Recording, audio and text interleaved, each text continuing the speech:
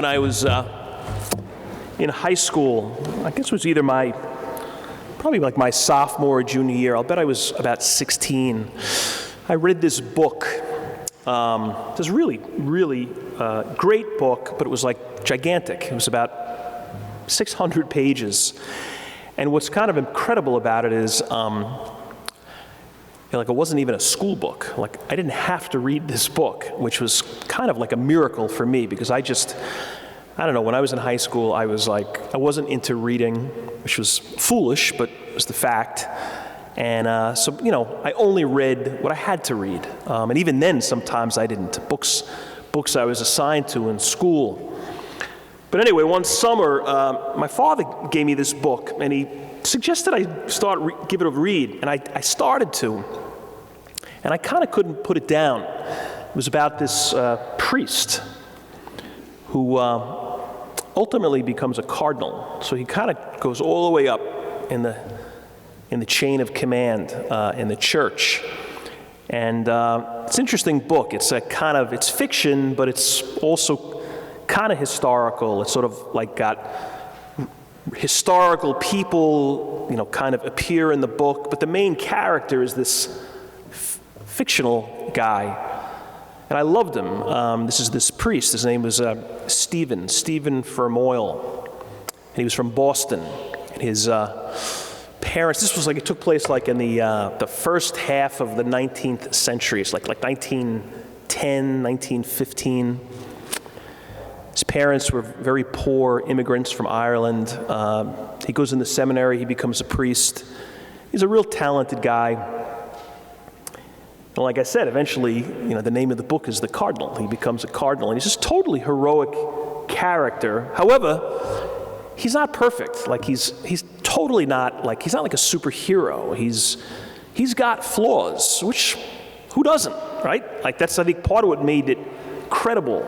I didn't want to I don't think I would have sat through a book of just sort of like a fake book of this perfect person that doesn't exist. This guy was not perfect, but he was pretty great. And there's a scene, the interesting about it is, I read the book 40 years ago. And I can't even say that I remember too much about it. It was that long ago, but I remember loving it. But there's one scene in this huge book that I never forgot. In fact, I looked it up the other day. I got a new copy of the book, and I kind of searched through this scene, and I tracked it down. This priest, he's not even a bishop yet at this point in the story, and he's on a train in the South, the deep South, redneck, racist South, absolutely pre-civil rights South, 1930 maybe. And the train breaks down. And because of that, he's got to make his way to the nearest hotel, because the train's not going to be fixed that day or night. So he walks a bunch of, 8 or 9 miles, gets to this one-horse town, and there's this gross hotel. It's the only place he can stay, and he's looking like a priest. He's wearing his Roman collar, and he's getting this look from these rednecks in this little town, they're checking him out. Totally unwelcome look and attitude. Eventually that night, he's sleeping in this hotel, and the Klan, the KKK, breaks into his room, drags him out, blindfolds him, and brings him out into the woods, to this field where the lynchings would happen, where the Klan would murder people. He gets out of the car, they take the mask off, there are these crosses that are on fire, burning crosses, all these guys in these white sheets, pretty terrifying. And they're taunting him and they're mocking him because he's Catholic. He's not black. I mean, that was the worst in that time, in that place. But a second, maybe a close second, was to be Catholic. The Klan hated Catholics almost as much as they hated black people. And they know he's a Catholic priest. At any rate, they drag him over by one of these crosses that are on fire, and there's one of these guys in the robes has a crucifix in his hand. And he points it at the priest and he goes, "You, come here a minute."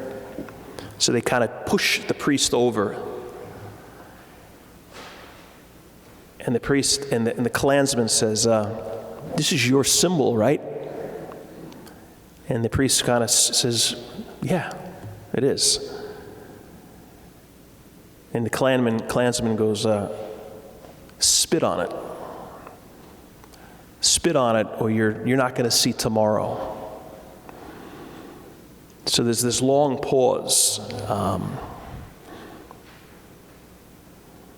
and you're not sure what he's going to do. And then the priest reaches out his hand, and he takes the crucifix, and you're thinking he's going to kind of fold. He's going to spit on it, but he doesn't. He takes it from this creep, and he lifts it up like this, and he just holds it over his head, like this total act of defiance. And these Klansmen, they can't believe this guy has done this. So one of them has a whip, and he starts cracking this whip, and he starts whipping the priest. And he's taking a beating, but he won't lower the crucifix, and there's no way he's going to spit on this thing. And these ignorant slobs in their hoods, they don't know what to do. Like, they're realizing this guy's not going to be stopped. So slowly they start to kind of walk away. They kind of give up. They don't know what to do. They're almost unnerved by this guy's courage. And he's bloody, like mad at this point. In the book it said he held the crucifix up until the lights of the last car pulled away. And then he lowers the crucifix, and he's sitting there in the dark, in the middle of nowhere. And I remember that. Like I remember it, and then when I reread it 40 years later, like 2 days ago, I was like, man, I pretty much had it right. Like, what I remember is what it was. And I remember as a kid just sort of being so inspired by that, thinking like, man, how cool this guy is, how convicted and principled this priest is. And I guess on some level, I mean, I was thinking at that point about being a priest. I wasn't telling anybody, I wasn't talking about it, but there's no way I was reading a 600-page book on a priest if just for the heck of it. Like, and I look back on it now, and I'm like, yeah, like, I mean, God was kind of working through my heart and my head and my gut. You know, you hear those stories, and that's fiction. But there's lots of stories like that that are far from fiction. They're total fact. These stories where people are just kind of put to the test, like the ultimate test. And I know what I always do, and I'll bet you do too. Like, you put yourself in their shoes, in their place, and you think, man, could I, would I? Like, what would I do in this moment? Would I allow myself to be put to the test, or would I spit on the crucifix, or whatever it is I'm being sort of pressured to do or not do? It's like, where does that conviction come from? I think I know. I think it comes from God. Did you see the video? I'm sure most of you did. I guess 3-4 days ago now, the president of Ukraine, Zelensky, the video, he's standing out in front of, I think, like the Capitol building. It's kind of in the dark. It's at night. Very somber, very serious. And he's talking into this camera, and there's behind him are these faces of kind of like his cabinet, his people. And he says to the people of his country, I'm not going anywhere. I'm here tonight, and I'm going to be here tomorrow. I would never leave you. I'm with you. And I'll die for you if I have to. Like, how does that not move you? Like, that's not a chapter in a book. That was 4 days ago. Like, how does that happen? This guy Zelensky, do you know his story? Like, 6 years ago, he was a stand-up comedian, literally. Like, he was on TV. He was kind of like this TV personality, telling jokes. And a couple of years later, he's standing up before the world, before this evil presence, and he's saying, I'm not leaving. I'm not giving up. I'm not going to spit on the crucifix. Do what you're going to do, but I'm not running. So where does that? I said I think it comes from God. You know what I mean by that? I think it comes from this simple fact. Really, Paul talks about it in this reading, the second reading, where pretty much he's like taunting death. Because he says, hey, death, the notion of dying, it's like it doesn't really mean anything anymore after Easter. Because of Easter and the fact that Jesus beats death, Jesus comes back from the dead. That says to us, it's sort of like death has been declawed or like defanged.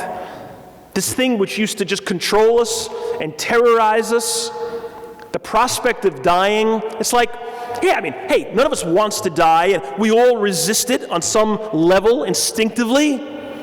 But the knowledge that this won't be it, this isn't the beginning and the end here and now, I think that's what enables the likes of this president to say what he said. You know, I was reading in an article about it. I guess he was right around that day, the day before maybe. He was on this conference call with these European leaders, different countries, and they're talking about this situation, and he was, as they were wrapping up, he said to them, I probably won't see you again.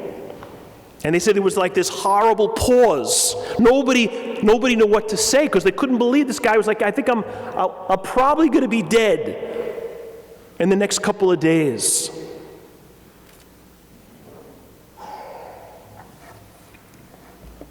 Paul says this basically, hey death, where's your victory? Hey death, where's your sting?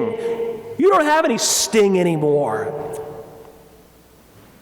Because death was beaten. And I think when we completely, if we ever can, embrace that fact of our faith, then I think it enables us to then become absolute heroes. Because it's like, give me the worst thing you got. The worst thing you got isn't going to do me in. And I think it's why those Klansmen in the book, they just sort of gave up. They thought, hey, we got the ultimate weapon here. We're going to kill this guy if he doesn't do what we want him to do. And this guy's like, go for it. I'm not going to do what you're asking me to do. I'm not going to surrender. You know, Martin Luther King, it was April of 1968. Right before he was assassinated, he was down in Memphis.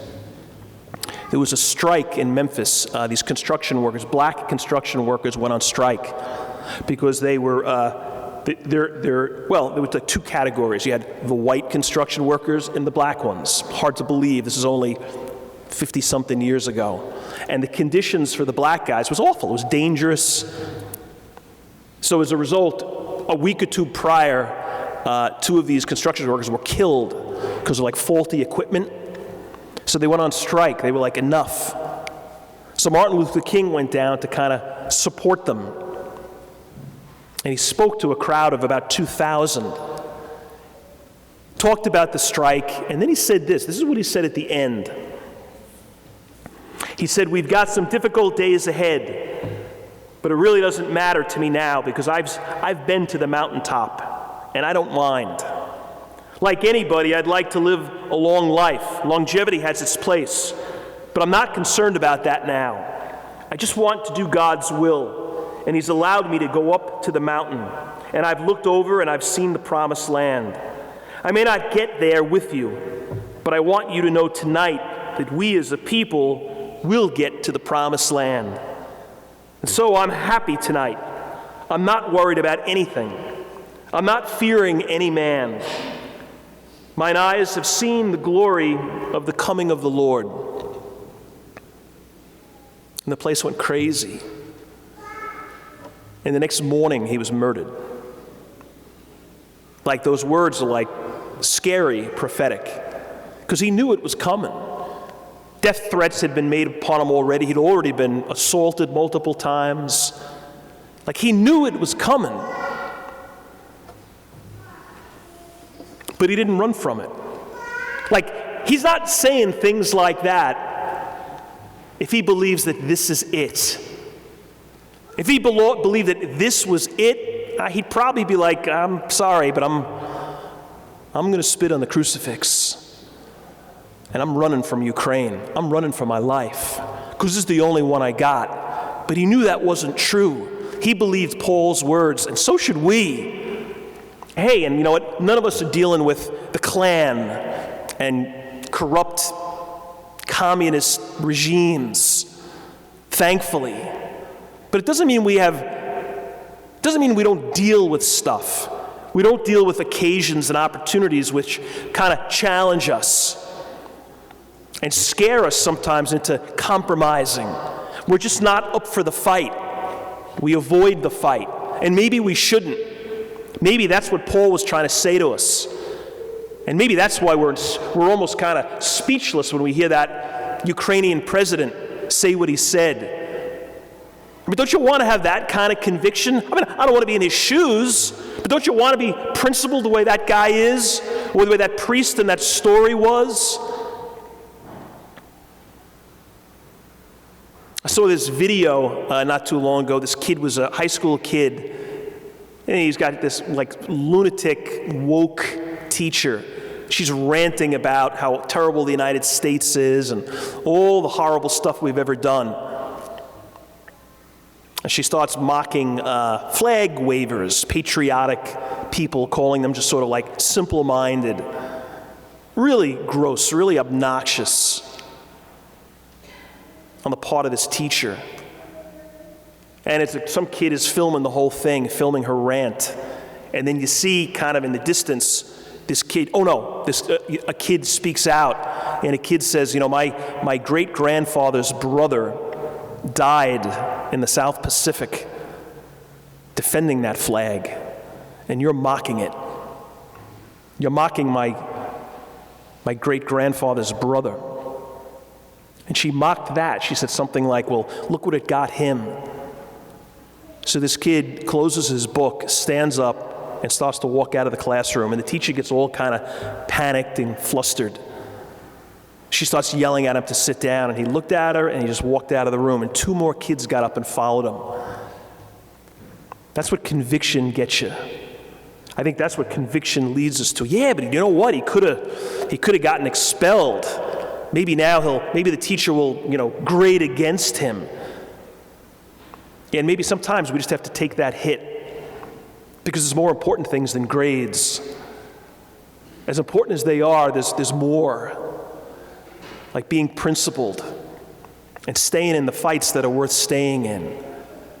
I mean, can you think of maybe something that you used to kind of defend and used to be willing to fight for, and now you kind of don't so much anymore?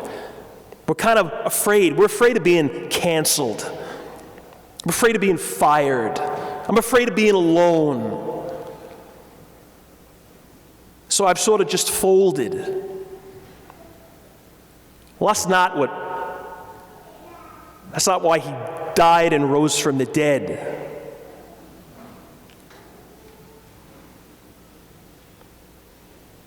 So, what's the fight?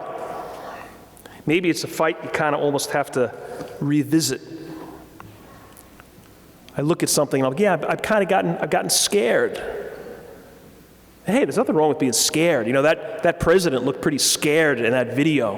And in the book, the priest was scared to death. But it didn't stop either of them. Nothing wrong with being afraid. It's like what we do with the fear. And in all honesty, if we've all in some aspects sort of done some running from the fear, run back and take a stand. Stay and fight.